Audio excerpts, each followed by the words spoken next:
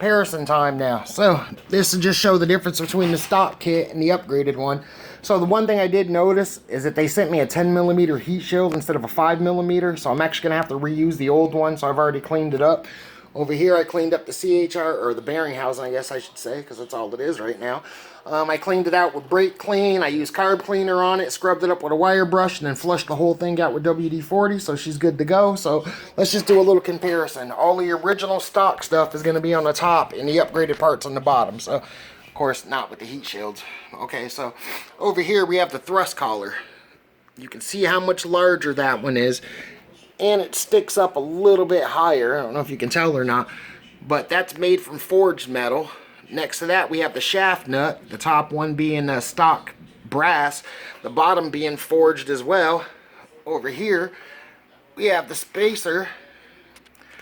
You can tell the bottom one's made out of forged. It's a little bit larger. It's actually a lot larger. It sticks up taller too. We have these pieces. You can see that that the lip on this one actually sticks out farther than the original. Over here we have the thrust plate. That right there has one oil port on it. I don't know if I can get it to pick up on here. So that's one oil port. That's made out of brass.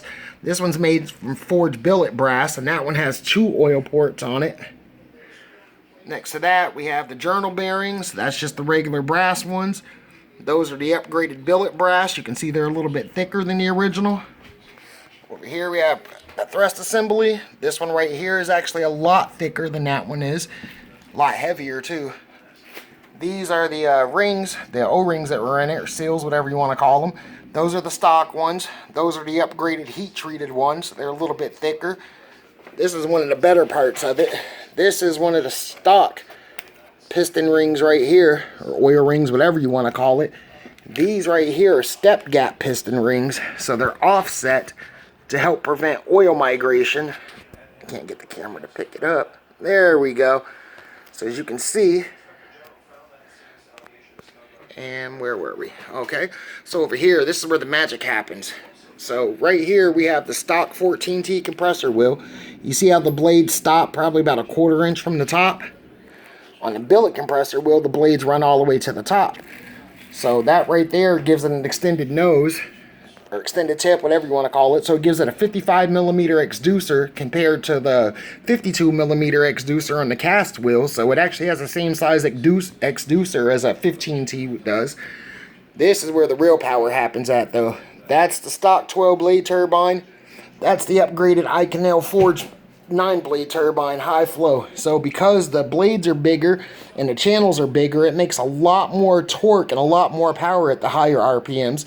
But because it's lighter along with the wheel, it spools up a lot faster than the stock one does. Let me see if I can get a good comparison of how much larger these are. So there you go. That's a side-by-side comparison. You can see how much taller that one is compared to the stock one. This thing makes a ton of power. It basically turns your stock 14T into a HL series 15T, because you're able to flow up to 35% more gas out, exhaust gas, so it allows the turbo to run cooler with less back pressure. So that turbine right there is still boost up until about 6,200 RPMs, whereas that one right there is pretty much dead flat around 5,000, maybe 51 if you're lucky. And like I said, because the assembly's so much lighter altogether, it's good to spool up a lot quicker.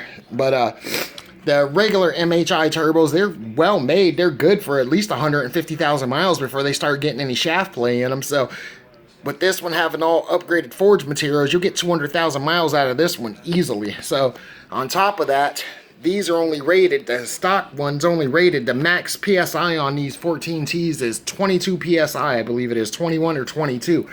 With this kit, it can withstand up to 27, but I mean, it's capable of running as high as 50 PSI, not like you can run that out of there, but before the blades are at risk of fouling or anything like that, any of the parts, you can easily run 50 PSI. That's what they're both rated for. So I just wanted to show you a difference in the upgrade kit.